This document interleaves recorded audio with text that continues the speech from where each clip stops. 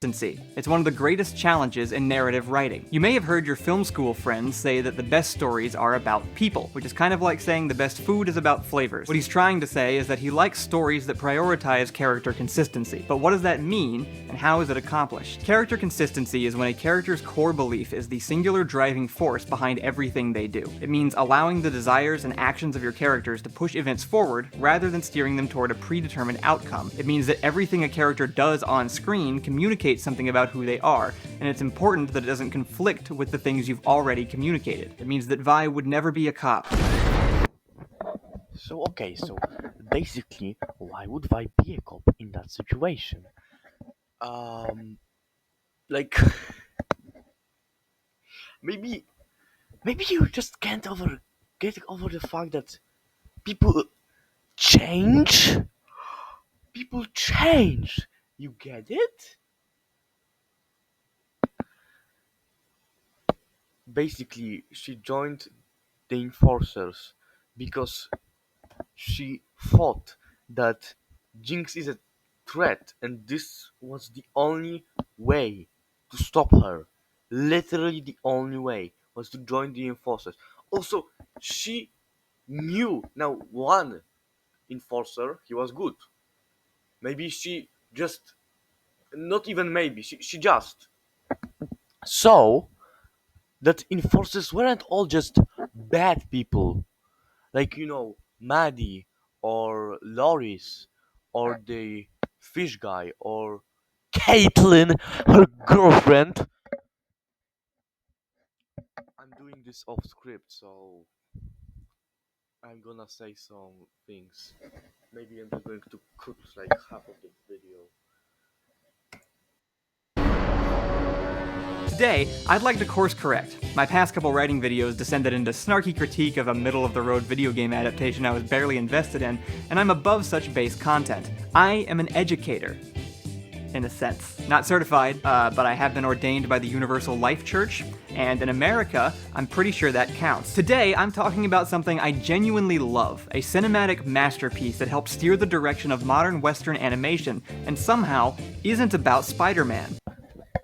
That's right. The fun thing is that I didn't even watch the Spider-Man from Sony. I don't know why. People say it's so good. I'm off the topic. Sorry for my ADHD.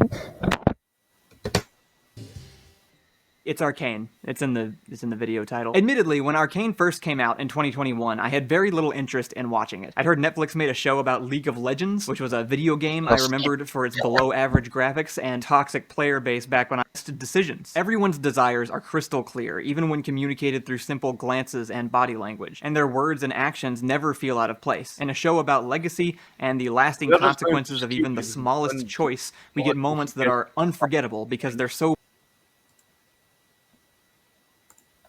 You on it yet? It's very important that the first thing we see in this entire series is a cop murdering a defenseless man to the tune of an ominous nursery rhyme pleading for an ounce of compassion from the wealthy upper class. This is actually where he makes an argument that Vi would never join the Enforcers because, well, she's but I already, debunked it, so I don't need to show you that. High up the arcs. At Frozen in Stone. I didn't even watch it before. I when I click on it, I just, you know, saw that I watched some, but I don't remember anything. So this is basically I'm just watching it right now. I'm so mad at these people for hating my glorious season 2 because it's honestly maybe even better than season 1. They are like equal. But no, people say it's bad. And I don't get it. Like people said that prequels were bad back then. And now they are loved. And you know what's the best thing about it? Like prequels, they weren't even similar to the originals. And season 2 is Basically the continuation of season 1. I don't know what's all the fuss about. Since YouTube's AI can now interpret your future thoughts from only your search history, I can hear you ask Kyle, what about character arcs? You know, that thing where characters change. Isn't that the whole point of telling a story? If we know everything that's gonna happen, what are we even doing here? Seems pretty dumb for someone claiming to be a writer. First, ouch, but fair. Second, change is only noticeable in context. When you practice a new skill, for example, you can only measure growth by comparing to what you were able to do before. No, Change is no. clearest when everything else is static, and while a real person's personal growth is often messy and inconsistent, characters are like a controlled lab experiment to explore one specific change. That means character arcs only work if your character is firmly established. Any change is noticeable in contrast to all of the other more consistent traits, and if it comes too easily or without enough motivation, then those traits aren't going to feel like they Like her sister being a terrorist and trying to kill everybody is not enough, and also seeing all the enforcers being actually good, not all, but you know what I mean, isn't enough reason to like join. Like she still she still didn't want to at the beginning. You know what I mean? She didn't want to at the beginning, but she did it for her sister, for Caitlyn. What you're saying right now is so dumb. Like these were the same people that written also season 1. Do you really think they didn't think that through? No, of course of course they did. ever really mattered in the first place. In Season 1, Vi handles her problems one way over and over again, by aggressively attacking them with no sense of self-preservation. We're shown early on that she acts first based on strongly personal values of loyalty and justice. She protects her own, she never cooperates with the enemy, and she considers her own well-being last. She goes through the death of her mother, a childhood of poverty, the death of her father figure and friends, the loss of her sister, years of imprisonment, and none of it is enough to change these things. She punches her problems, and she blocks with her face until that finally stops working. She is literally about to die near the end of the season when, for the first time, she tries something new and throws up a defensive posture, and she's immediately rewarded for it. As a fun little bonus, this is also referencing a game mechanic. This moment isn't just about blocking a literal punch, it's also showing us when she decides to stop pushing so hard and start being honest about her limitations. And What? then she brings that new energy into her relationships. In her final conversation with her sister, she's physically restrained and can't act, and has to resort to being vulnerable. The fact that it takes her so long to learn this lesson is what makes the story a tragedy rather than a heroic tale. If What the fuck do you mean? Wait. only she had learned this lesson 7 years ago. It takes an entire season for her to change this one thing, and it feels huge, but it's a testament to just I didn't felt anything until you just started talking about it. Like, she didn't change. No. Did, did you even. I don't know, man. how far one small change can go, and even how many consequences you can draw out of having your character resist that change. Lots of things about Vi don't change at all, things you wouldn't even think about. Her disrespect for authority and her distrust of Topside, how she judges other people, her dedication to those she cares for, even the way she talks or how she chooses to dress. Her resistance to change is itself a static character trait. As writers, we establish these traits first because it gives us boundaries for the character's behavior, and by choosing one of these traits to challenge, we have a potential character arc. We can then put her in almost any situation and know how she's likely to react, and more importantly, we know what kinds of things would be distinctly out of character. Things like, I don't know, just off the top of my head, becoming a cop, gassing her hometown. Again, like they said even in the show, they were gassing the Undercity to protect the Undercity. Trying to kill her sister.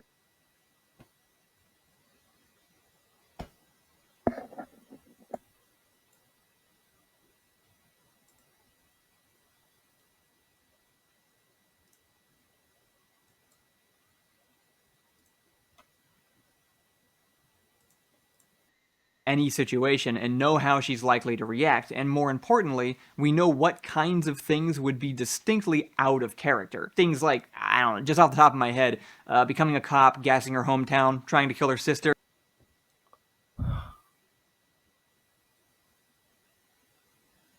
Maybe. I know that this is hard to believe for you, but Vi was always, she always didn't accept change. Um, and maybe because she saw what Jinx did. You know what she did through the entire first season. She just, decided that she can't be powder anymore. Like, and she stays like this for the whole season too. She, like, when she rescues her from prison, she doesn't even say be powder again. She say use your destructive potential to do good.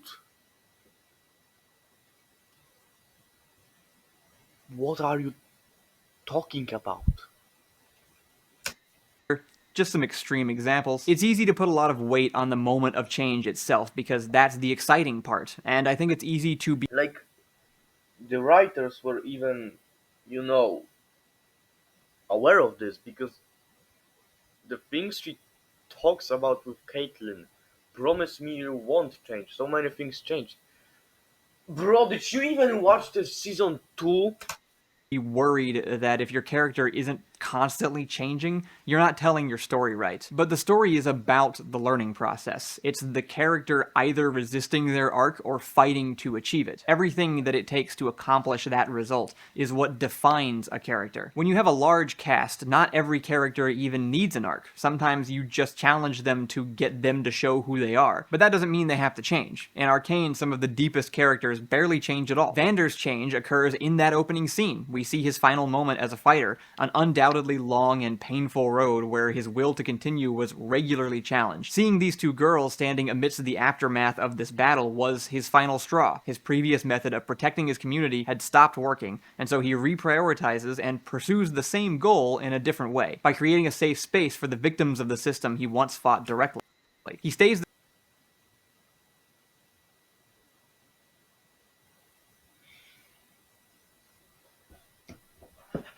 Have you noticed that Vi's goals also didn't change?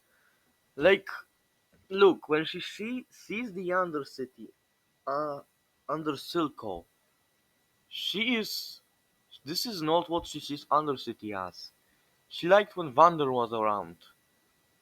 She liked the status quo, where you guess it, the enforcers would, arrest people. Like, did you even watch the show? Like, maybe she changed her opinion about, Jinx. But she didn't change her opinion about the city. She's doing it for the same thing.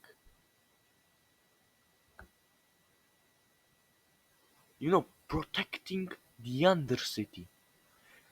She destroys Shimmer. That's totally what Vi wouldn't do, right? This is why she joined even the Enforcers to help the Undercity. They destroyed Shimmer. This is so stupid what you're saying right now.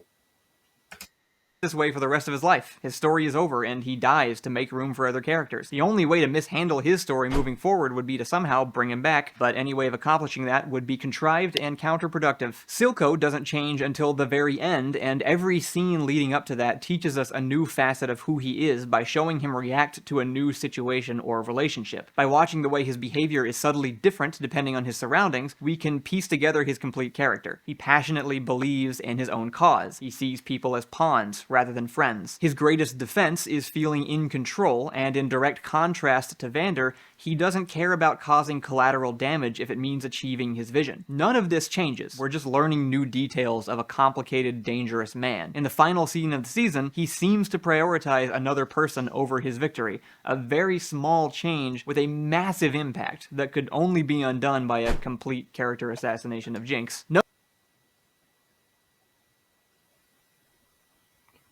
I wanna cry. They didn't character assassinate Jinx, alright? Like, when he's teasing this moments where he will try to say that season 2 is bad, I'm just already. How did he came to this point? Like, how? How? How could someone see Jinx in episode 9 and say total character assassination? You just can't accept that people change. This is like I saw prequels and expected Obi-Wan to be this old dude on Tatooine. What the fuck? I know that I'm just, overdoing it, but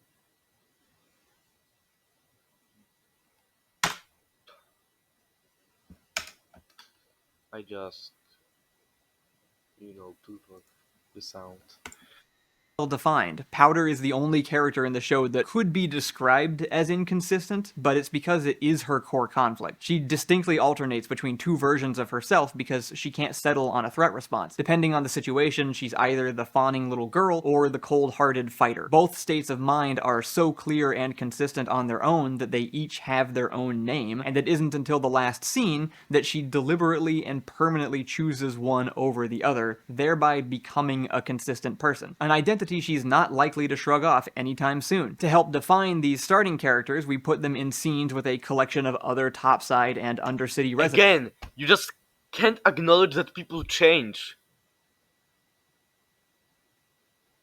Like maybe, losing Isha and talk with Echo was the same for her as the Tea Party at the end of season 1.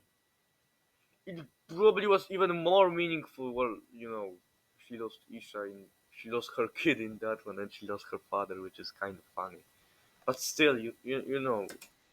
Again with specific and static personalities. Jace is interesting because he's encouraged to change over and over again by accepting the corruption that has been so normalized by the council. But he learns how to play the political game while maintaining most of his pre-established morals and beliefs, and he ultimately prevails and convinces the entire council to change instead, including Mel, an otherwise unrelenting political force with her own steadfast personality. This totally works because rejecting regression can be just as interesting as embracing growth. And Jace proves that the only thing he'd never do is abandon his cause. Victor's motivation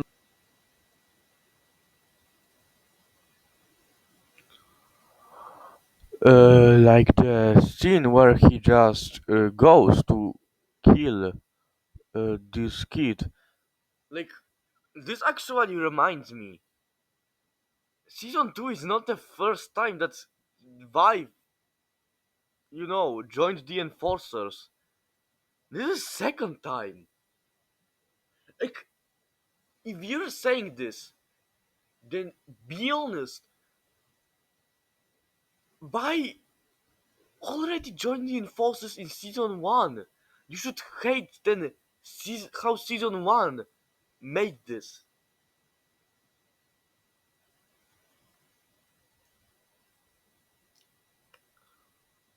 Also,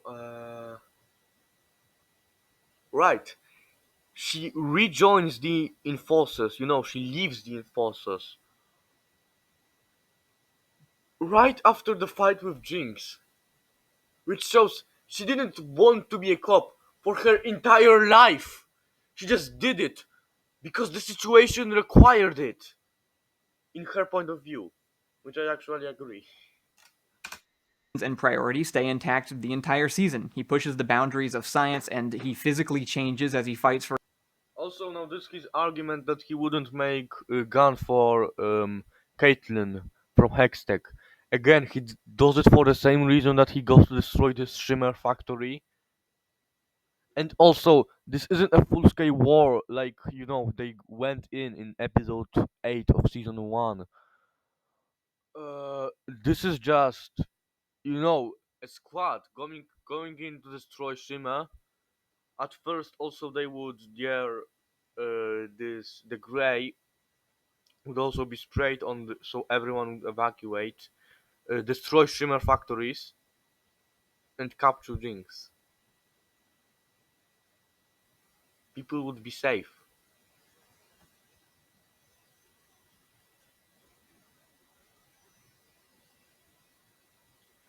So he made a gun for Caitlyn, which is like he didn't even make for her, like an entire this weapon. Like he was probably about to give up doing the Hextech weapons, but after the attack on the memorial, and after Arcane 9/11, the attack on the council, maybe he changed his mind again. Like, have you ever thought of that?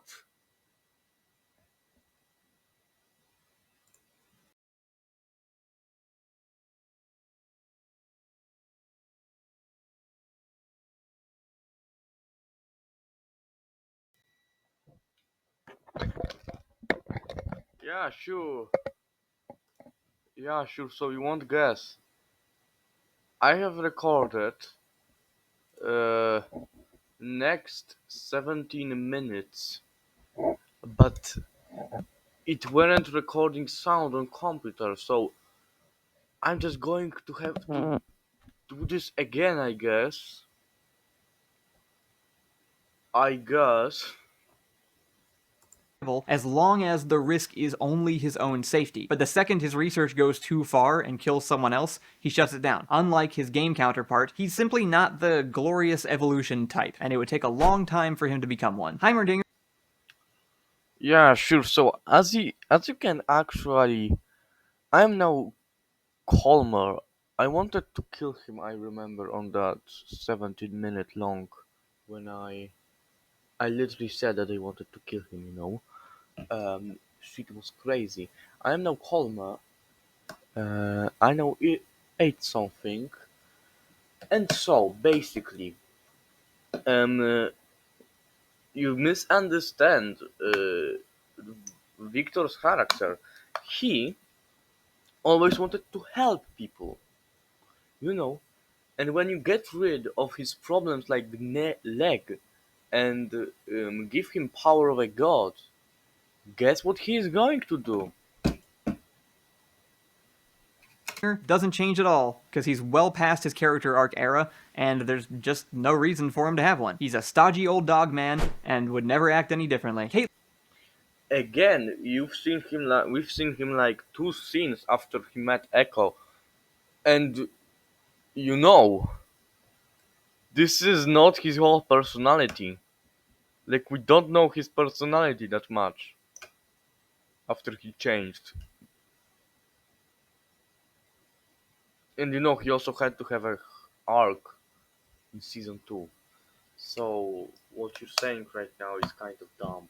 Caitlyn is the only protagonist who is an enforcer, and she probably has the most classic character arc of the group. She immediately sets herself apart by defying orders and following her own code, and she rapidly changes as she learns about other people's lives and the failures of her society, and develops a much more nuanced perspective than any of her peers. As a result, she avoids becoming another callous, unrelenting soldier who sees the Undercity as deserving of their punishment.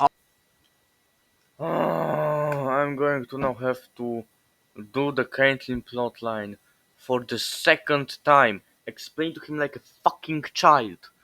So basically, Caitlyn, she wanted the same thing again in the second season at the beginning, except the added she added to the list capture Jinx, which actually, wasn't kind of because she didn't like Jinx at the season 1, but still, uh, after someone would kill your mother, you also would want to fucking kill him. Like, Can you honestly deliver that statement with a straight face? She killed her mother, yet the only thing she does is gassing the Undercity so that people will run, um, destroy Shimmer, that she saw what Shimmer did to the Undercity. She and she wants to capture Jinx. And also the moment with Isha when she tries to shoot her, she isn't actually trying to shoot her. There's a the screenwriter actually released some, and this actually writes that she tries to aim around Isha, and also we know that her aim is kind of, you know, quite infallible. I also need to check, am I recording everything, because I am now basically paranoid about it after I fumbled it 2 times. And yeah, and she only becomes that aggressive after Noxians come over with Ambessa, and then Ambessa basically brainwashes her. You know, like what Silco did to Jinx. Um, what else can I say? Like, she doesn't want bad for the Undercity. She just want to capture Jinx. Her goal is, he kind of,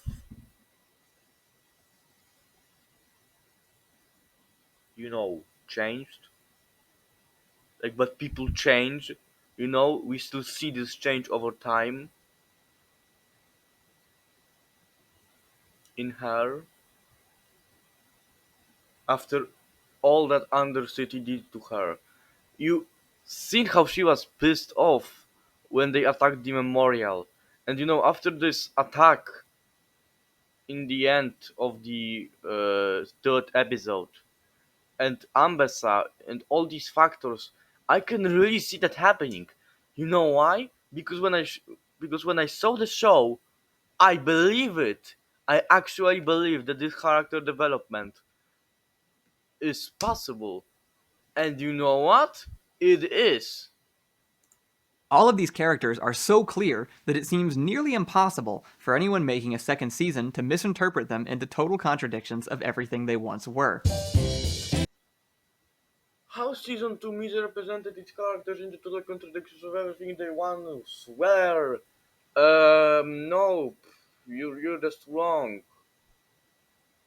I don't know a lot about what happened behind the scenes at Fortiche or Riot Games. I know from IMDb that the writing team dramatically changed, losing the original 2 writers and adding several new ones. Also, the fact that they added is still, doesn't mean that there were like two people mainly responsible. It was Christian Link and this other girl. They were the two main responsible people for writing Arcane. Dropping out of some two random dudes that helped them write it, and maybe joining new ones, didn't quite change anything. It was still mainly their vision. It could change something, but and people actually who criticized the second season actually used this argument a lot, but it wasn't like that much really changed. Like Christian and this other girl, that name I don't remember, worked on a script for the first season for 4 years, and now he is going to suggest you have to see that for I know the yourself. production happened during the writer's strike. I don't know that they used AI to write any of these scripts. I don't know that. But see, You've seen it, right? He suggested. How? Like, when I said that I threatened to kill him on that when I wasn't recording, this was this moment. I was so mad at this man that I, like, Do you think that people who worked on Arcane for 10 fucking years wouldn't know the characters and would use AI to write it? AI? Like, are you that dumb? Just skip it over. I'm just going insane on that quote. How could you possibly even think of that? This is disgusting. Season 2 reads to me like whoever was in charge never even watched the first season.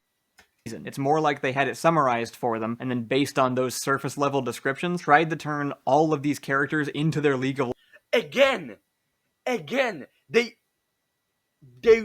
worked on Arcane, most of them, and people who actually were responsible for that, who were doing most of stuff, they were working on Arcane for 10 years. 10. Imagine spending a decade making something, and then some fucking weirdo on the internet tells you that you used artificial intelligence and that you didn't know the show. This is honestly so insulting that I can't even wrap my head around it. Like, what in the.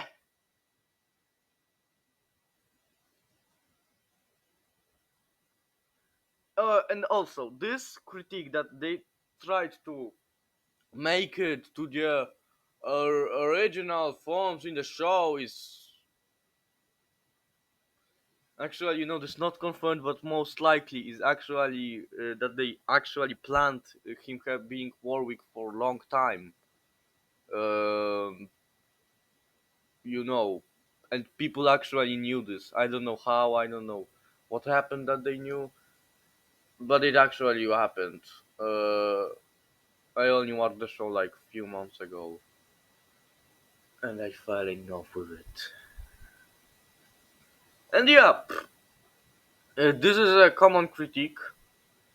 And like, first of all, even if even if they did try this, they still didn't like, even if they tried to make this as much as accurate, to the end, as much as accurate to their um, league, counterparts. They this doesn't mean that season is bad. You know what I mean? If they maybe followed the exact things that happened in League's lore, then it would be bad because these are generally pretty bad. Like, they are good for lore, but they are not good for Arcane. You know what I mean? They still did it. I don't have a word because they did it so well that I don't even have a word for that. Legends counterparts as quickly as possible. From the first moments of Season 2, nobody is the same anymore. Jace becomes singularly focused on Victor to the point of abandoning anything else he's ever cared about. This is also very common critique. Um, no, he didn't. Like he says in your lovely and the one that you love and praise above all, season one, that he, and I quote, doesn't give a shit about any of them anymore. Uh, Also, he still builds like hextech weapon for Caitlyn, so he still kinda cares, and he still tries to help Echo. It's not like he cares only about Victor, at least in Act One, but he isn't present in Act Two, and in Act Three he cares only about Victor, mainly because this is what just this is what the plot expects of him, because he just saw entire world getting destroyed by Victor, and this is just the thing he needs to be fixated on. Because if you saw someone that you love destroying the world, you would also want to, be fixated on that thing. Don't get me wrong, Victor is important to him, but what about Mel? What about Heimerdinger? What about the city he dedicated his life to bettering? We never even see him express anger at the destruction of all his hard work. The entire character of Victor, gone. He was killed off in the opening scene, and a Joss Whedon villain is now wearing his face. Oh my god, I already told you that. He was always like this. He always wanted to help people. Just, his means changed. You know, what else can I say? His original motivation of survival and his all too relatable fear of death have been replaced with an equally relatable desire to turn everyone in the world into a hive mind. Actually, this is an interesting thing because to the moment of the big reveal at the end of you may call me a weirdo, but to the end, I was for Victor. I wanted him to turn Runeterra into a hive mind. Like I'm weird for that, I know. But after that big reveal, it kind of struck me that oh my god, they have right. Like I didn't get why they would demonize Victor. He wanted good. Imagine how would this hive mind be happy? We've seen what he did to these poor people. But it was ultimately bad because it would make a technological singularity, and then nothing would make sense because everything would be, you know, possible, made, and so then Void would take over because everything would be, and stuff. Oh, I actually got carried out. Um, yeah. So I already said that. Victor, his motivations didn't change. His means changed. And Caitlyn has foregone all of her morals and well-rounded beliefs for the sake of revenge, and has Yeah, but that's after a character development. Like Parder had in Act One of actually in entire season two. I mean one. Sorry, I'm just so tired. literally become the cops from season 1. Silco is all but forgotten, and Vander is not nearly as Hmm. Silco is nearly forgotten. Ask that. Ask about that. The entirety of Act One, which is actually about everything about the consequences of Silco's death, and episode 2 is about his consequences on the Undercity, about the chaos in the Undercity. So I don't know what you're talking about again. dead as he should be. And Vi becomes entirely passive, bouncing from one vague temporary goal to another. When people say that, I actually, didn't know what they were talking about. Like her goal for the entire duration of the show stays the same: protect her family. The only time where she surrenders is when she changes her mind on Caitlyn. She accepts that she is a dictator, and Jinx is well Jinx, um, and she surrenders on them. This big fighter moment. This is Vi without her, without belief for her loved ones that they can come back. Her goal stays the same. Just like in season 1, she tries for her loved ones to be not bad but good. This is her goal through the season. I don't know how you could even get that thought. And I cannot reiterate enough. Again, you're fixated on this issue. I already explained it. I don't want to explain it for Puts the on third an time. Enforcer uniform and helps gas the Undercity to hunt down her sister. It's just not the same person. Season 2 benefits from the groundwork laid by Season 1 because we apply all the traits we learned before to the characters we're currently watching. But if they were really the same, and somebody skipped Season 1 and started the show right here, they should be able to describe Vi identically to somebody who only watched her in the first season. But Oh, okay, if you're that smart, then let's have someone watch Act 1 of Season 2 and someone watch Act 3 of Season 2 and then describe Powder slash Jinx, Echo. You know, they should be the same. Like, I'm not even saying that they should be kids literally playing around, but their personalities should be the same. Like, no, Echo was just a kid admiring Vi, and he changed into this leader of an entire group fighting for controlling the Undercity and for good of its citizens. He was loyal to the Firelights, and Jinx, she came out from this little girl to this terrorist that travels around the world and works for her evil dad. You just can't accept that people change again. if you described Vi right now without knowing anything about her, you'd paint an entirely different picture, and it would And again, not Vi is the most, she is the most non-changing character in the show.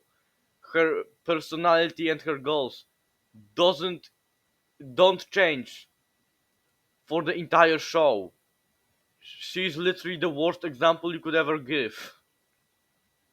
be a vague one at best. In the first episode, all she does is hang around, get drunk in the street, fight when she's attacked, and walk back on her decision to not be a cop from earlier in the same episode. Remember that in Season 1, we knew everything about her within the first 3 minutes. Blah blah blah blah. You don't get nuanced information, and you are just following this one singular scene, not the entire show, not everything that happened before, but just this one scene on what she would do. Again, people change. Even her dialogue,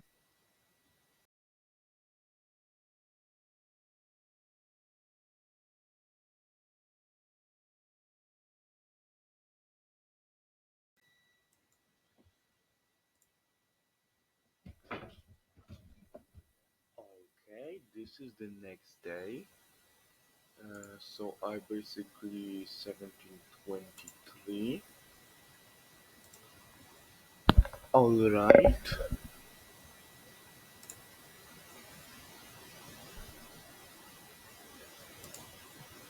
season is just so bizarre. I am the dirt under your nails, Cupcake. Who talks like that? It's seriously like a robot tried to write Arcane. I'm not saying that's what happened, I'm just saying it's like that's what happened. So insulting again. So insulting. It's not that any of these changes are impossible. Like I said before, you give a character an arc by taking one of their traits and challenging it repeatedly until they either change or they win. And you can do that even with a foundational belief. But the deeper the change, the more it takes to make it happen. And the rest of the character still has to remain consistent. It's a story, not real life, and changing too many things too quickly just becomes confusing. But steady characters are a pretty tall order when Wait, so you're actually saying that stories shouldn't be realistic? God damn it, realistic. Fuck. Um. So you're saying that stories shouldn't be realistic? What? Like, what is he saying right here? They should be. I mean, the people in them should be. I don't know what else to say. You can have unrealistic stories with maybe some unrealistic people, like, I don't know, maybe Marvel makes that movies. But Arcane was made about, to be realistic, something like this. the whole tone of the show doesn't even match. I was so excited to be watching season 2 that I didn't really start perceiving any of these problems until the second episode, and this specific line.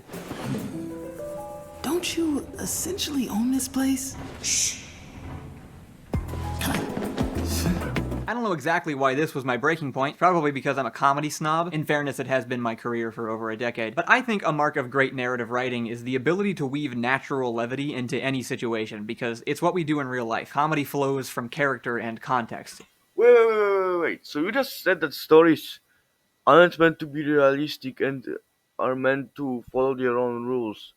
But now you said that stories should be realistic. What the hell? Like, I almost again swear it's still, what the fuck I think it's like. Um,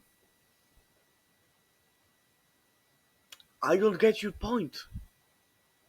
I really don't get what you say. It's a reaction to an unexpected progression of events. It doesn't need to be forced. See this look on my face? This will always mean it's time to shut up. But And this don't you essentially own this place? is a canned joke. You can buy it at the supermarket right between "did I just say that out loud" and "check please." So And what? Like,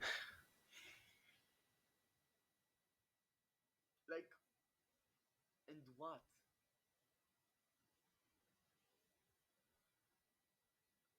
There were also that jokes in like season 1. Like, I'm going to even, there needed to be, right. Maybe I'm just coping, but you know what I mean. And what? I was immediately paying more attention, and suddenly, nothing made sense anymore. This isn't how Heimerdinger acts. He's the epitome Again, like, this is kind of like saying, like, seeing powder in Act 1 of season 1, and then seeing her in Act 2, and being surprised that she doesn't act like this. He changed after he met Echo and the Firelights. Why can't you get over this?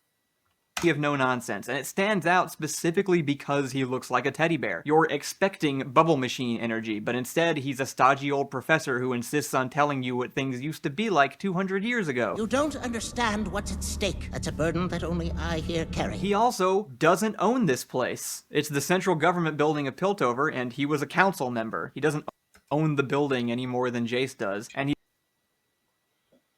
He was literally teaching there because it was the academy, you dumb fuck. Like, I don't. Maybe, he's just wrong. Like, he can be just wrong about it. But he's wrong about everything in this video, but you know what I mean. he especially doesn't own it after the council sent him into retirement last season. So you're trying to disprove the joke. What's wrong with you? You're trying to say that jokes are illogical. No way. No freaking way. Jokes are illogical and are meant to be funny. Jokes don't make any sense. I'm very surprised. What? But maybe Echo doesn't know any of that? He is famously uneducated and unobservant. It is kind of dumb that they're sneaking through the air vents because there's no real reason they couldn't have just walked right in. But when I don't know. Maybe it's that Firelights and Echo is a criminal in Piltover? Although, like, even at their place, I wouldn't be sure to, trust if they weren't done anything. Like, because they're still with Echo. And maybe Heimendinger just wanted to do this like this because he didn't have any experience with that. You know what I mean? Echo points that out, Heimerdinger just does this "huh" expression like it never once crossed his mind. What a wacky You see, this is what I tell. He just can't accept change. Little scamp. You must destroy it. This particular joke formula has developed from superhero movies and become especially common in adaptations, where some character does some tropey thing that we've all seen 500 times, climbing through air vents, for example, and then the smartass sidekick says, hey, isn't this kinda stupid? And then the other person pauses for a laugh and then keeps doing it anyway. It's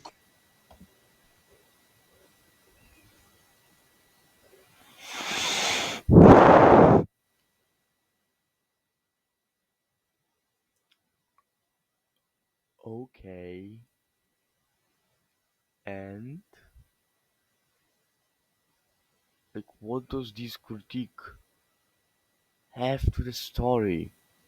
It doesn't really change that much.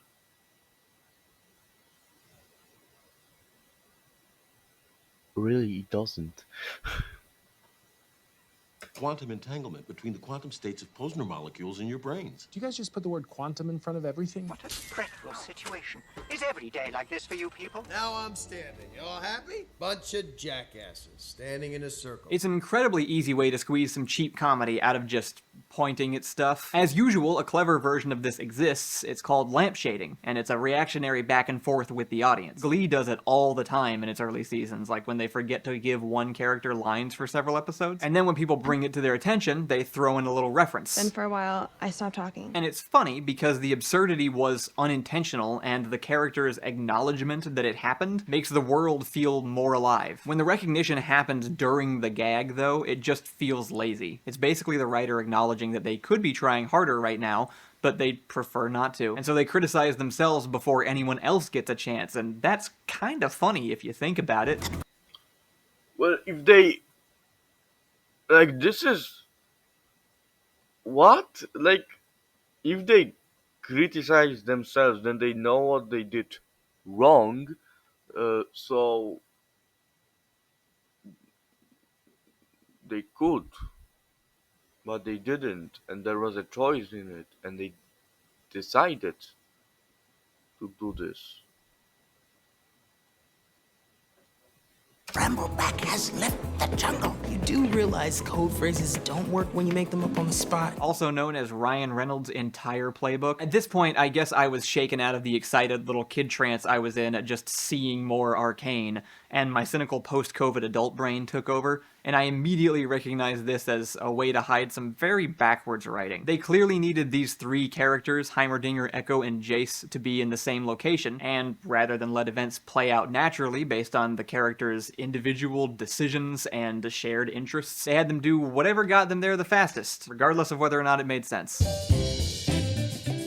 We can see some pretty major differences between the writing of both seasons by comparing how they handle similar moments. At the end of every act in Season 1, the show directly confronts its central topic, which is the relationship between the two sisters. The end of its second act sees Vi and Powder finally being reunited for the first time since Vander's death. And like the rest of this season, it's the best version of this I've ever seen. It's incredible how rare it is for characters to actually say everything on their mind when they have the chance. So many miscommunication dramas rely on everyone just not telling each other important things. And Arcane steers away from that by letting the world around Vi and Powder pull them apart so that they constantly have to fight against it. But, very importantly, they do. Powder keeps the smoke signal Vi leaves for her even after she thinks Vi is dead, and when she uses it, Vi shows up, and she doesn't hold back. They don't artificially stop their characters from communicating just to perpetuate the conflict. They don't need to, because they have all of these external factors to do that for them. 7 years of silence and misunderstanding isn't something that can be resolved in a couple of minutes, and Caitlyn is there to get this stolen gemstone back, and Echo and his crew show up to get the drop on Jinx, and everything goes wrong again before it can go right. But it's not because anyone stayed dramatically silent. In Season 2's version of this, the sisters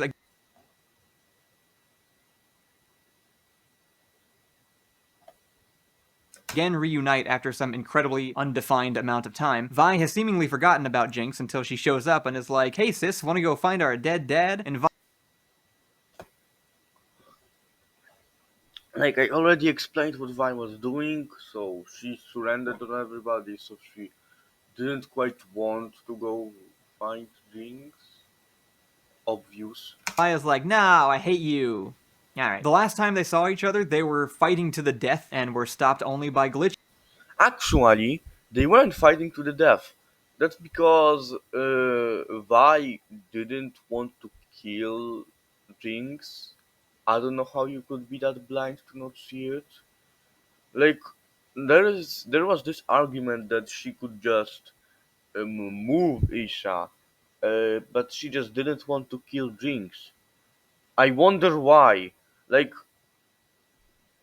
saying that she tried to kill her is kind of dumb, really.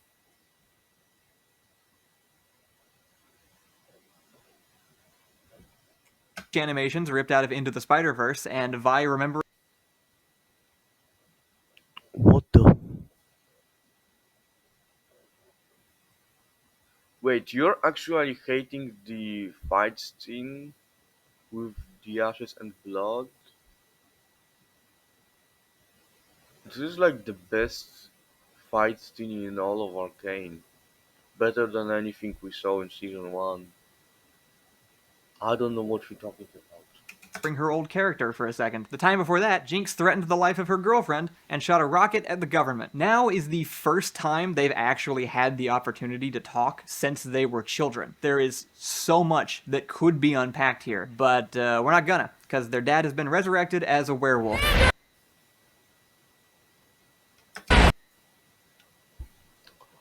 Um,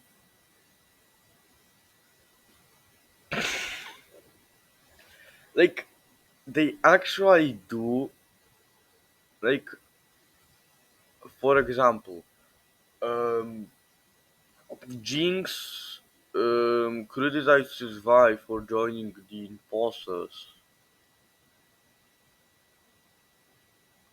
Vi could explain it to her, but that would be basically scratching the wound. That would be basically expanding the conflict, explaining her why did she join Twin Forces, and that Jinx was the whole reason. Okay, maybe Shimmer was also the reason, but Vi mainly cares about the ones that she loves. Still, they still fight. It's not like it all was gone. Like people who disregard the moment where they fight in this mine, or like they are really stupid. Like the entire reason this fight scene, if you can call it like this, exists is just to show that there is still conflict. But like the entire point of the season is, that people don't get is to stop the conflict.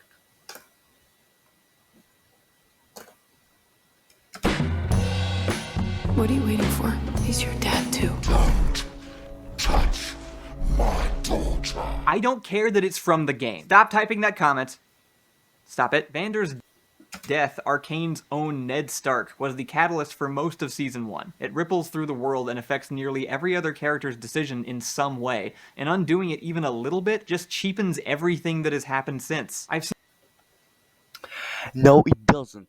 The fact that he is still alive in Warwick, it doesn't undo anything.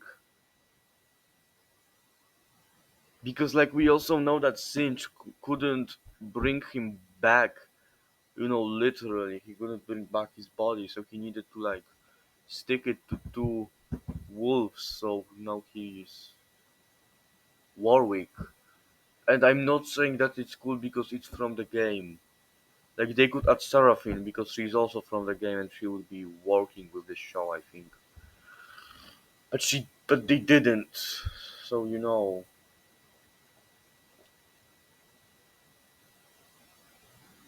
bringing back Warwick was really just ending arc of, Vander. Because Vander's arc was always about trying to fight this anger inside of you. And, this is what Warwick basically is. And it was also to, make the sisters finally get along. So no, still you can undo everything that happens after Vander's death and as a consequence of it, because it still like happened. Seen people hate on this exact thing every other time it's pulled. Characters not staying dead is one of the main complaints people have about Marvel movies, but suddenly in Arcane it's this dramatic tragedy just because Warwick is from the game. To be fair, Again, no, I didn't. When I watched Arcane for the first time, I didn't knew that Warwick was from the game. I didn't knew almost, if not anything about the games. Yet still it affected me, like it still was sad to me that he came back. And I understood what they were going for. Like this is not if they bring back Tony Stark in Marvel situation when he, just would come back as if nothing happened. This is a continuation of his arc that began in season one.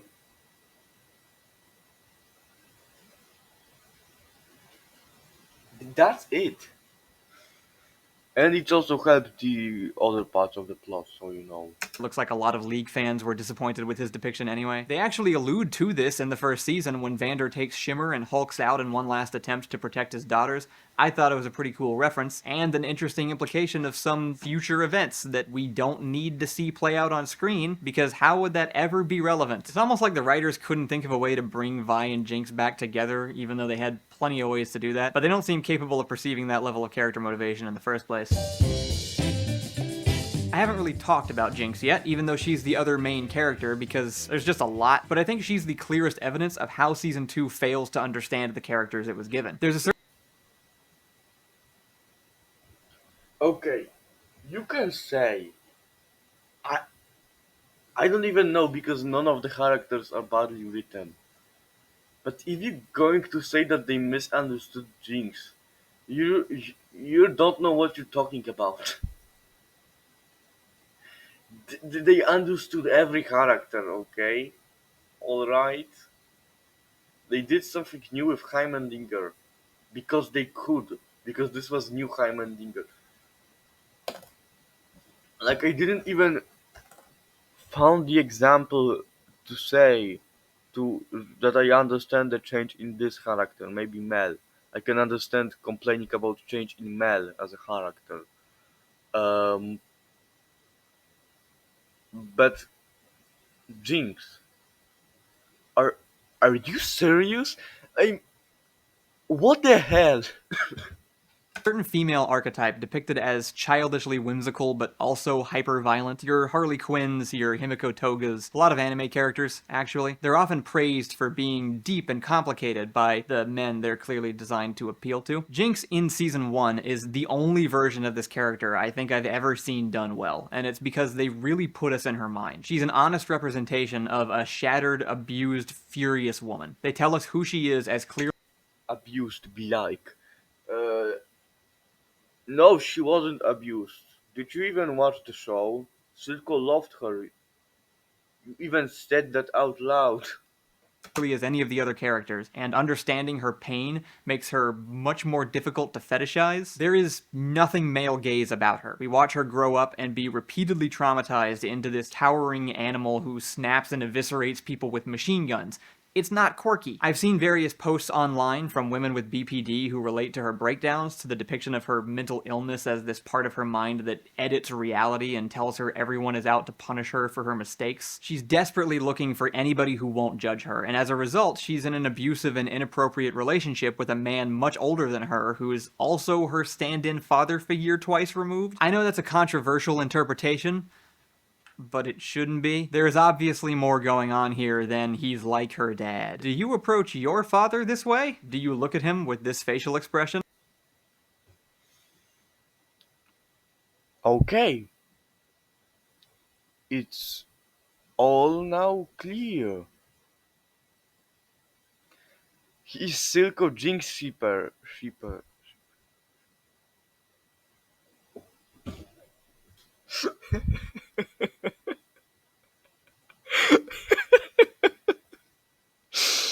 What the fuck?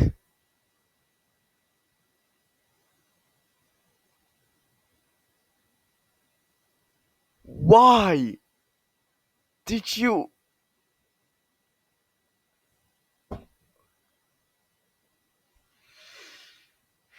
Okay, except for crashing out and wishing death upon you, which I totally am.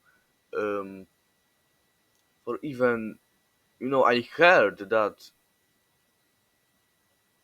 that some people think that Silco and Jinx was a romantical relation, but I never, like met their side of the argument. They are just stupid. Okay, so you know who disproves this theory? The writers.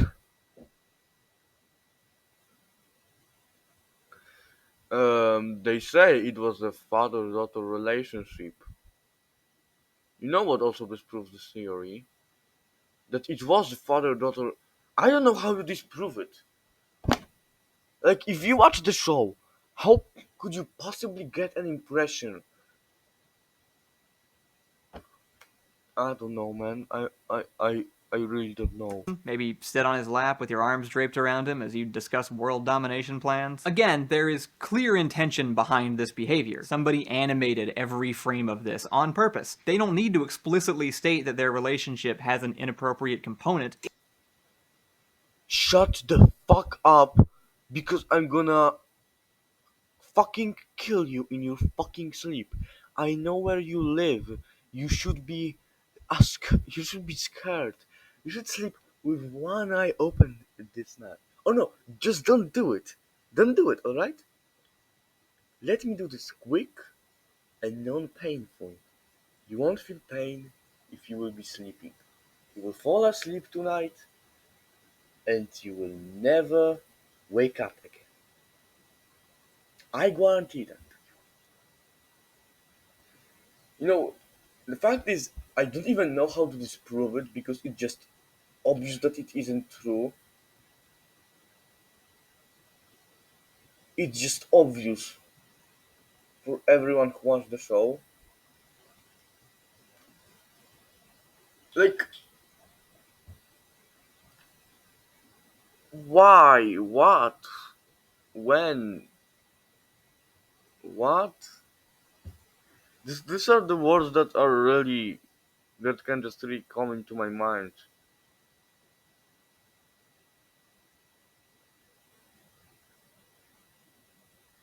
Why? Some combination of why and what, they both come into my mind just because this is, oh my god, I forgot the word. Uh this is ridiculous. Okay. It's right there. It's also not remotely out of character. Silco is not a good guy. There's a bit of a comparison at play even within the show, where you have Silco and Vander with the same goal, but each using very different methods to achieve it. And there's enough gray area to produce a whole subgenre of hot takes about how Silco was actually the hero of the whole story. But we just dissected both of these character motivations, and there was one very easy metric of comparison. When Vander found two needy children on the street, he gave up his entire life to make sure they were safe, whereas Silco exploits every child and adult he finds to further his own goal. Jinx is the only person in Silco's life who he starts to prioritize over his own safety and interests, but he still uses her as a weapon up until the very end of his life, when he's finally given a choice between his greatest ambition and her, and he claims to have chosen her. We'll never know for sure, but to Jinx, this was the only person to completely accept her, except maybe Vander, who she also killed. Jinx killed both of them. She knows that. She doesn't just feel incidentally responsible. They both die by her hand, and it all haunts her. Her internal battles are visually represented by these stylized scribbles, which appear in her worst moments to show how dark everything feels to her. If you've dealt with any sort of self-hatred or had to push back dark thoughts that you didn't want, it's a very familiar and effective visualization of that feeling. And after she completely gives up on her inner child and any hope of someone rescuing her, we're primed to see Jinx in full force for Season 2, knowing everything that led to it. Silco should have been added to her posse of ghosts, looming over her as she continues to try and prove herself worthy of his affection by carrying out his plans. She should be nearly unreachable with her her only chance at redemption being somebody else's complete and total acceptance of everything she is. The problem is that, right off the bat, she no longer is those things. Have you even watched Act 1? Because you give an impression that you didn't. Get these visuals once in Season 2. In fact, her opening scene includes a monologue from inside her brain, and apparently, shooting her father was all it took to make her mental illness go away. Now it's so quiet. Sometimes you can just really tell when something was written by a guy who refuses to go to therapy. Jinx goes from this complex, honest look at an overdone trope to a manic pixie nightmare straight out of, well, League of Legends. Yep.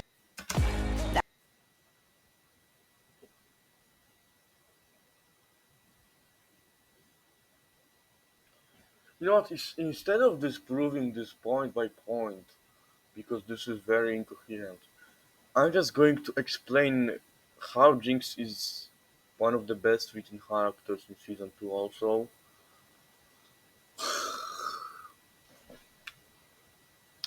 Okay, so let us begin. So we begin with Jinx being Jinx. The voices don't come around because she accepted who she is. She is Jinx. She destroys everything. She accepted the voices that she is the one that destroys. So there is no more voices. Yeah, and the moment where voices come around is when Isha is kidnapped by the enforcers and the Noxians. Because then she didn't believe that Jinx is real. So basically, the voices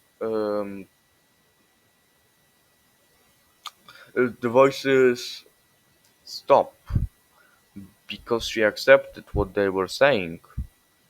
Then she met Isha, and again she found love. She decided that she is not Jinx anymore, and then she, lost her. So the voices came back for a moment, but then I'm sorry, rescued her. Then she went to her sister. There is also this entire plotline that she wants to kill herself in Act 1. I mean, no. She wants to die. She doesn't want to kill herself. Like, this is stated several times, like, this is not how it's supposed to be, where stupid people just didn't understand what was going on, so decided that this is a mistake. Do you really think they would put this there for no reason? No, there was a reason. Um, I also didn't understood on my first watch what she was saying. I could maybe, under kind of understand it, but I still didn't fully comprehend it. Uh, yeah, but I still like could just use your brain. Yeah. So then, Isha dies together with probably Warwick from their perspective. Actually, Vander dies and Warwick takes over. Vander only comes back after, maybe he comes back because he threw Jinx out when they were falling. But this is whole another issue that she actually survived. Um, so yeah, after death of Warwick, guess who comes back? Echo. Everyone just, Vi already accepted her as Jinx, so she wants to save her. But like, there is this video that explains why Vi didn't work and why Echo didn't work. Well, I mean, why Echo worked, to convince her to not kill herself. And the fact that there is no ghost in there is because she just cuts off from everything. She accepts it even more. She accepts it even more. She cuts off her hair because they were symbolizing this whole trauma that she had, and she just cuts off from everything. She just kills herself, and however, no, because Echo comes over, He saves her. He, says that they can do something new. And I think this is the difference between what Vine said to her and what Echo said to her. She said to use her destructive potential, and Echo said that they could do something new, and then she trusted him. And this is when we've got the End Jinx, which is not like the Jinx in League. This is like the last Jinx is like a combination of all the previous of her. You know what I mean, right? Holy shit. Yeah, so monitor just stopped working because I was talking for so long.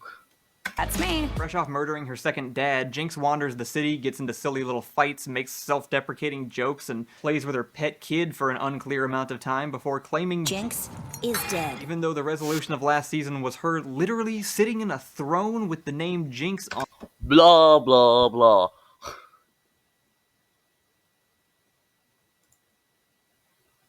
She's just wallowing in generalized self-pity. Vi wakes up from nightmares about Isha's death for some reason, but Jinx has moved on to other problems, like finally getting a pep talk from non-stylized Ghost Silco about ending the cycle of violence. I think the cycle only ends when you find the will to walk away. Remember how big he was on that?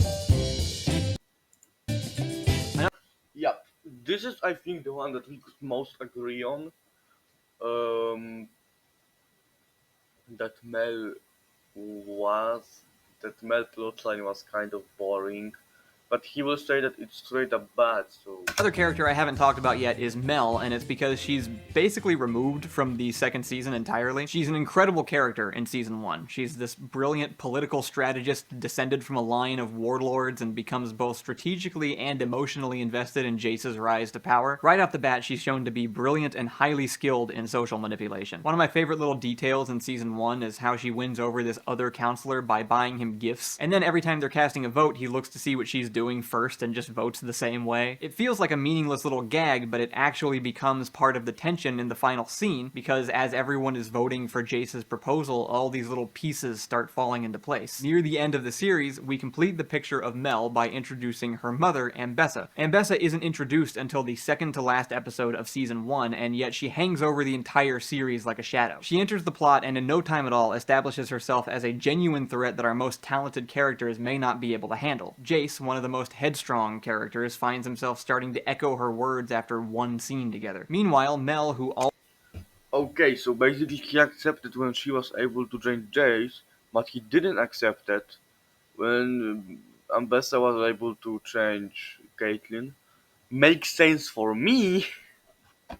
always seemed to know how to play each person for her needs, struggles to find a way to deal with her own mother. Ambessa also has an ulterior motive. She wants the weapons that Piltover is developing, and so a war between them and Zahn would benefit her. It's clear that Ambessa isn't here to fight. She's just going to stoke the flames and take the reward. In season 2, none of that matters, because Mel gets immediately kidnapped by witches and is completely isolated for the rest of the season. As for Ambessa, she now can't interact with her daughter, and Jace is off trying to climb out of a pit in an alternate universe, so there goes all those dynamics that we established.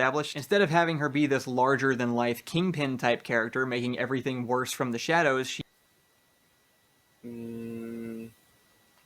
She does it still for 2/3 of the season. She still does it. I don't know what she's talking about again. She manipulates people for first 6 episodes. And then she makes alliance with Victor. Because maybe he could help her against the Black Rose. But Victor also wants to capture Piltover, and she also wants to revenge. There was just so much left in Piltover for them. Because Victor wants to get to the Hex Gate. She wants probably revenge for what happened, for her betrayal. Um, and also probably wants Hex Gate. Oh no, I now remember. She wants to get to Hexgate because Victor said to her that there he would have the most power, which would be quite excellent for her to destroy Black Rose, as now they are in alliance. I think this is what happened really. He effectively becomes a lackey for the main villain. The concept of her wanting to encourage a war to speed up the development of Hextech weapons is still a present theme, it's just worse now, so much worse. If there's any character who isn't turned completely upside down, it might be Echo. We're first introduced to him in Season 1 as a kid who watches and learns everything he can from the outskirts of society, and he grows into someone who creates his own safe haven and protects the people he cares for. In Season 2, not much of that gets directly contradicted, but I think that's mostly because they also take him out of the story by sending him to an alternate universe. If it sounds like I've skipped some buildup that makes a multiverse mechanically or narratively feasible, don't worry, there simply is none. But we do get to see what the earlier episodes look like through the eyes of Season 2's writers, and it's very revealing. In this timeline, the entire city is a completely safe haven devoid of all magic, violence, or negative emotion. Everyone who dies in the actual first season is still alive, and all tension between the two halves of the city has been completely resolved. So what massive social change occurred in this timeline to fix literally every problem? If your guess is the death of a child, that's pretty weird, but you'd apparently be right. Not this one. Not that one either. Or that one. That's the one. One dead kid? Turns out, if it weren't for Vi existing, peace and love would reign supreme. Okay, here is the argument of taking several memes on the internet too seriously. You know this is just meme, right? The actual reason was that Jace also died, so Hextech wasn't developed, and that and this is the important one. Silco read the letter from Vander, so Silco never took over the Undercity. That's basically it. So then the Undercity and Vander and Silco cooperated more, you know. Like this is actual continuation of the status quo in Act 1 of Season 1.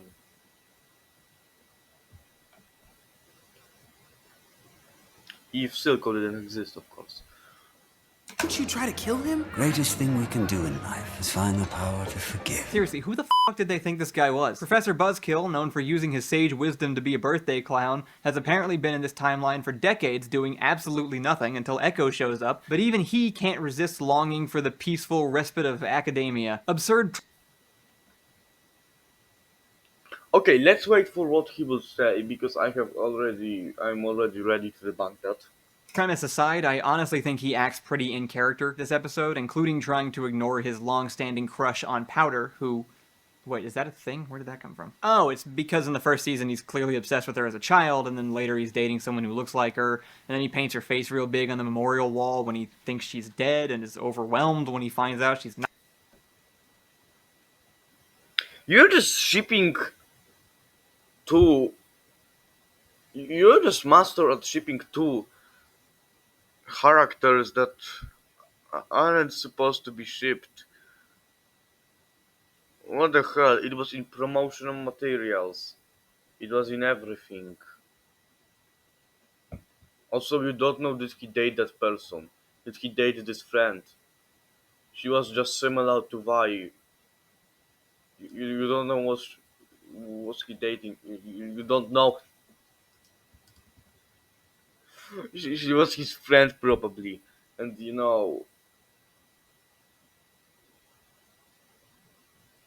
Vi was still his friend. She wasn't his crush. Please stop saying that.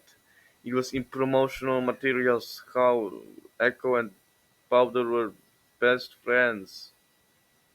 This is so stupid. Oh my god. Please, just don't. Also, like this is to the games. Oh my god, how was it called? This is just an homage to the games where he says literally that he had a crush on Jinx.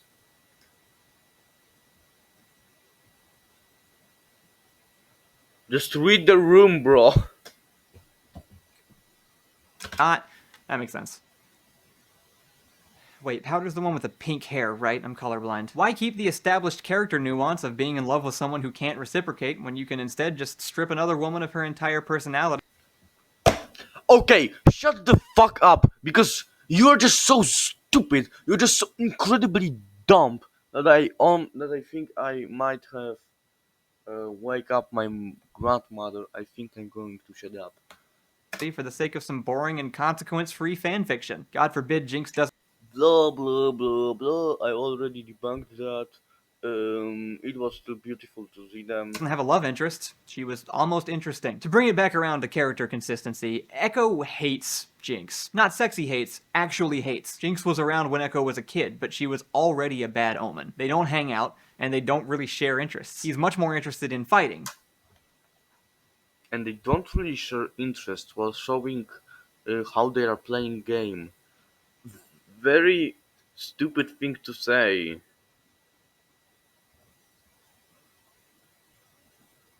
Like in episode 7 of season 1, we have like this, scene where they are fighting. Everybody knows this scene. Fuck. Am I doing forever? Fortunately, there wasn't anything there, so so why did I even? Okay. Um, Basically, what was I saying again? Right. This is onomatopoeia for the game. This is what the promotional materials say. Oh, and season 1, episode 7, when they fight on the bridge.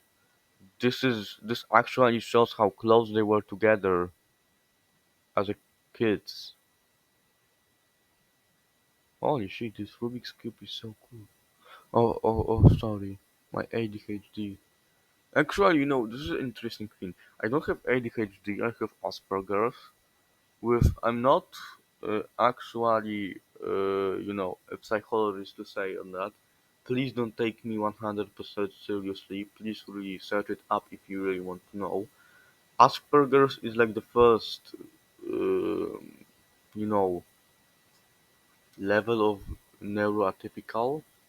Then there's ADHD, and then there's autism. Mm, you see, and this is what neurotypical does to people. You just talk about some unrelated stuff um, for like 30 minutes before you realize that you are talking about some unrelated stuff.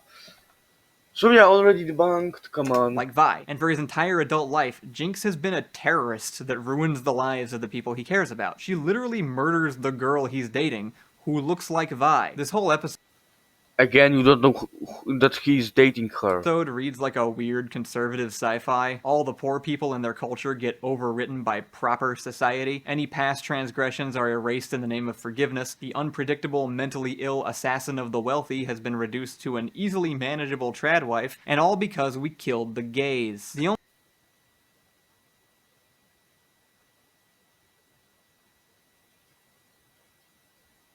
Okay, this is just, him.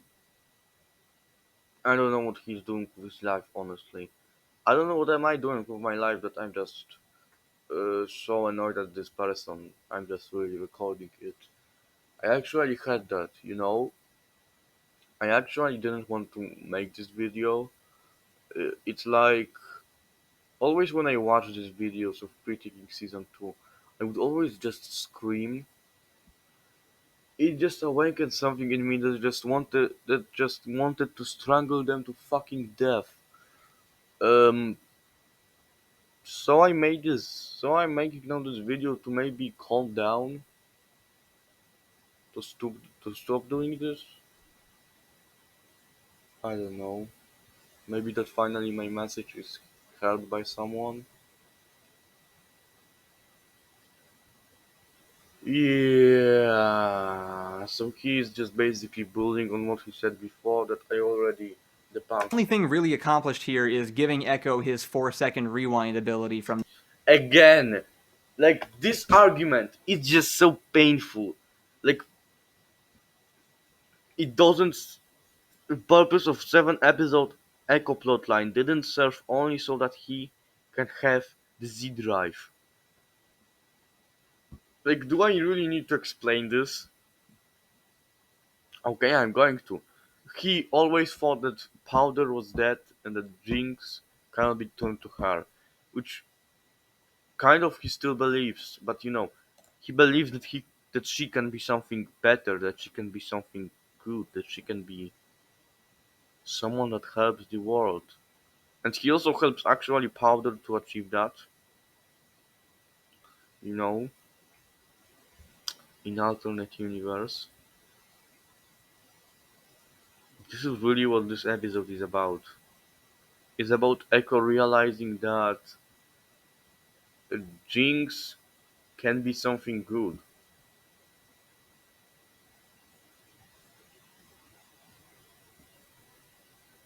And also building the Z drive, but this is like secondary to all of what happened between Powder and Echo.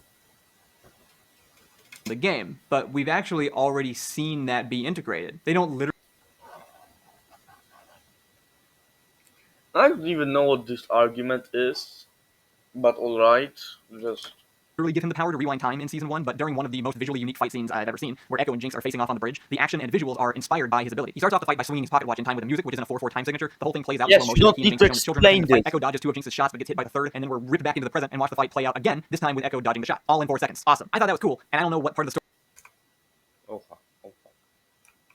story is improved by the introduction of a magic time loop device, but I guess they really wanted to do that.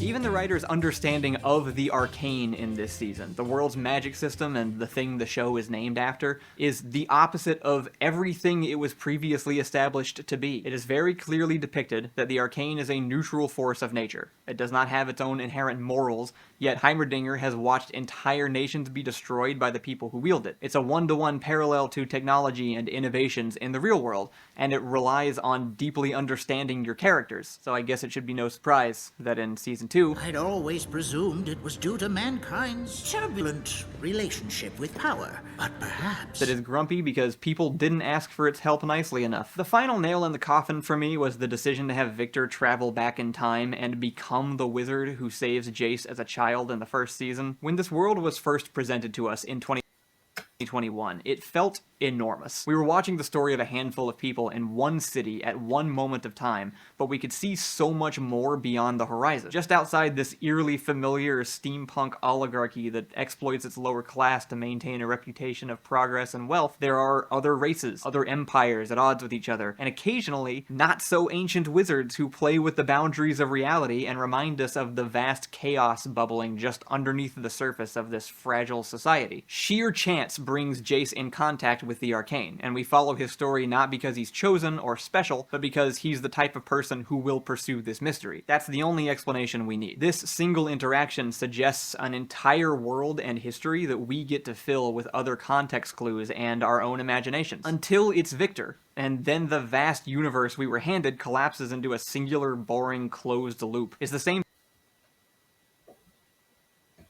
Well, no, it doesn't.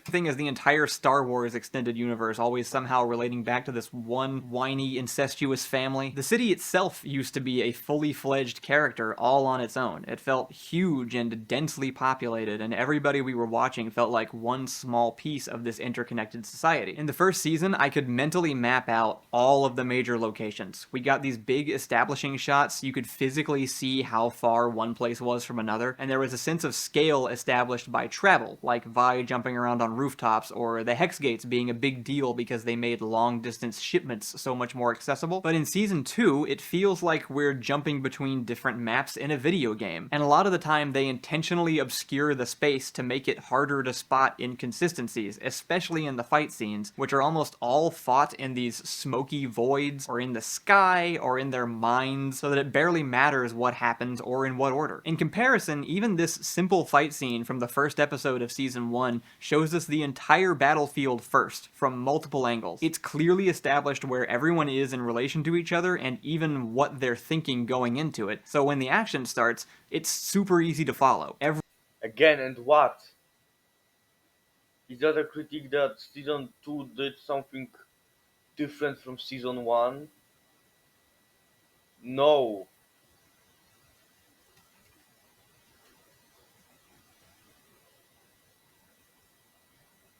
Every move makes sense. Even as the fights get more complicated and flashy, it stays very obvious where everyone is and who's winning and why. When we do get to see the surrounding area in Season 2, it's so empty. In the final sky battle, people are zipping around through these big towers, and I'm still not sure what they even are. They're just these giant, hollow chambers. Like, what are these rooms used for when they're not a battlefield? Why did somebody build them in the first place?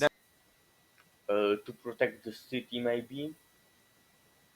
Yeah, to protect the city. It might seem trivial, but the first season puts so much thought into every building that we can see layers of time and life, and it reminds us that other people are here even when they're not on screen.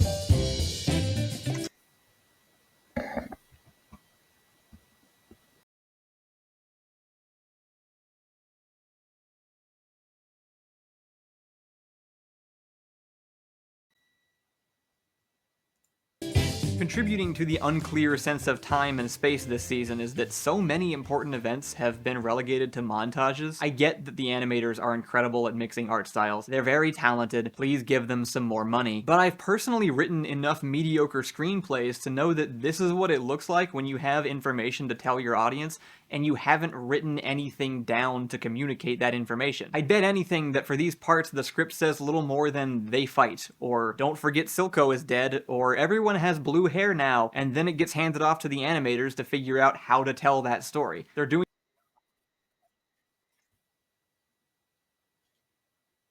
Maybe they just included it because it looks cool. Have you ever thought so about much that? heavy lifting just to communicate something that should have been the writer's job, and so we end up with half the season being told in a music video. By the time we get to the last couple of episodes, we've introduced and ignored enough plot twists to fill another several seasons, and now we're just going to go through the motions of every blockbuster since the Avengers. The bad guys finish their terrible machine, any background characters get turned into zombie puppets, and our heroes split up into little mini-fights, all moving steadily upward so we can have our final emotional confrontation in some disconnected void space, while the underdog character flies in at the last minute to turn the tide with their newly acquired superpower. Everybody's got to put aside their grievances over past genocide so we can all team up to deal with the real villain, a disabled gay scientist. That's right, Arcane Season 2 asks the bold question, what if cops got to be the heroes for a change? People born as cops have too long been ignored and mistreated, but they're just like us. We love cops here in Arcane. If I had any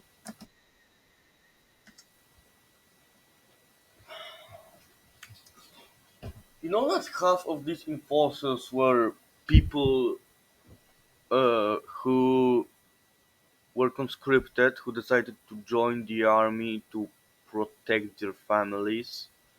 They were even from the Undercity. Have you even watched the show? doubts Which left time about do I how say lazy the video? production was by this point, they made it as obvious as possible with one of the funniest unintentional gags ever.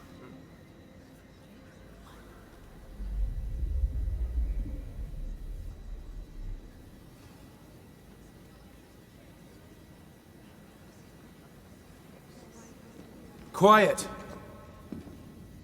Forgive me. How did that make it into the final edit? Jace walks into a dead silent room.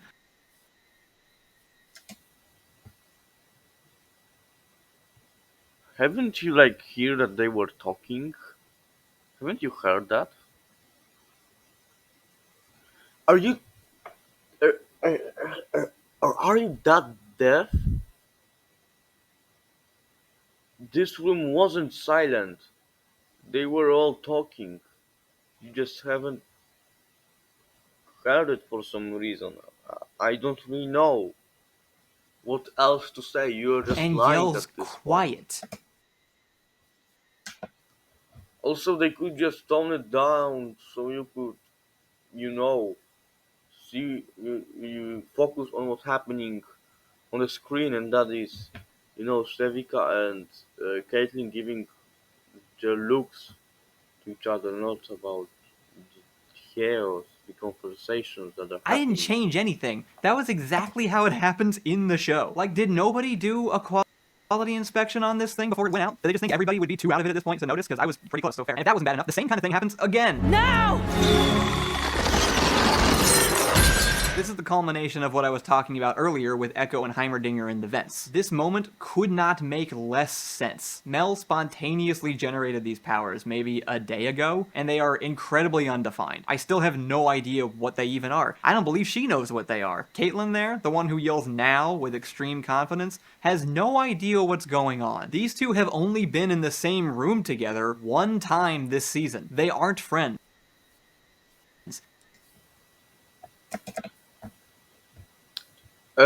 Okay, so they basically didn't show that much, mainly because the animation was already taking so long to make, and because it was so costly, and because Netflix wouldn't let them.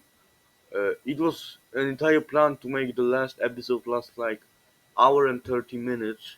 However, Netflix didn't like it, and I think they needed to cut some of it because also, I mean, not even cut because they everything that they animated went into the final.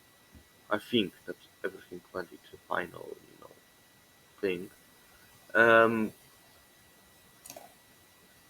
because the animation, you know how much the animation was.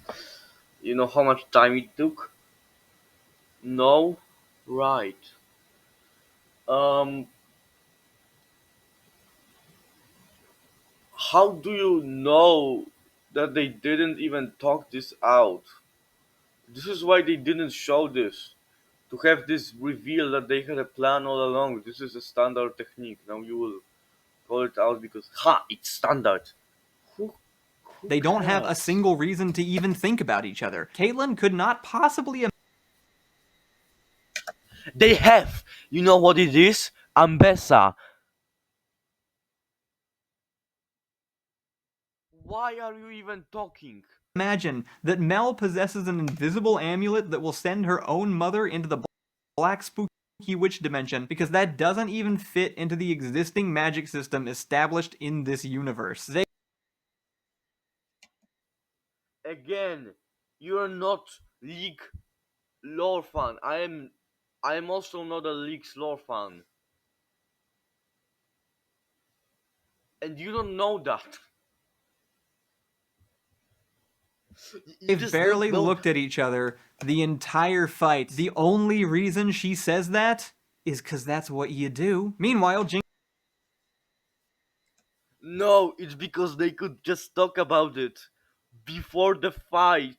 They just didn't show it. Not everything needs to be showed on the screen. Just get along with it. Jinx takes some personal time to place each individual strand of her hair in a cute spiral pattern before.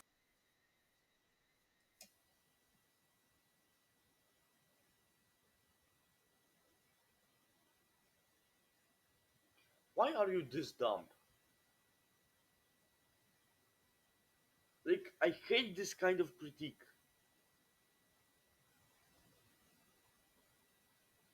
Like, I didn't even care when I watched the show. Because you don't care about this stuff. You care about this stuff when you want to care about this stuff. And when you want to care about it, then you're not liking the show. Why are you not liking it? Before trying to kill herself, but thankfully Echo reminds her that it's never too late to build something new, which is, I guess, all she needed to hear the whole time. We could have saved that dinner party. Better late than never. You know that she still accepts that she at least was Jinx. You know, she accepts everything that was before and builds something new. That is the entire point of her change at the end of the season. Why people just don't understand I suppose because now I Jinx can stylishly jump into the final battle and make a big self-sacrifice move, shaking off any remaining emotional nuance and becoming a hero you might want to play if you download League of Legends. Also, she did not die. We have just so many reasons to think that she did not die. First of all, I think that her arc didn't really fit dying. Sacrificing herself, dying. Nah. Like, the entire point of her change was to build something new, not to kill herself at the first fitting moment. This is why they basically made this, if you watch this, you probably know that Jinx is alive. So I don't know what I am even talking to you right now. I Savika just joins the keep council moving on. alongside Bran the Broken and Jar Jar Binks. After all, who has a better story? Man, I didn't even talk about her. Season 1 made its premise and its characters crystal clear, and the fact that the themes it introduced are not only absent in Season 2, but completely subverted. Okay, here he comes to conclusions that are already, that I already debunked. The stuff that he came to conclusions, Is that at best, these writers didn't comprehend the story they were continuing. Yeah, you think that the writers that written the entire first season for 4 years didn't comprehend the story. They comprehended it better than you. Like as I said, this is so insulting. The people that work on this for decades.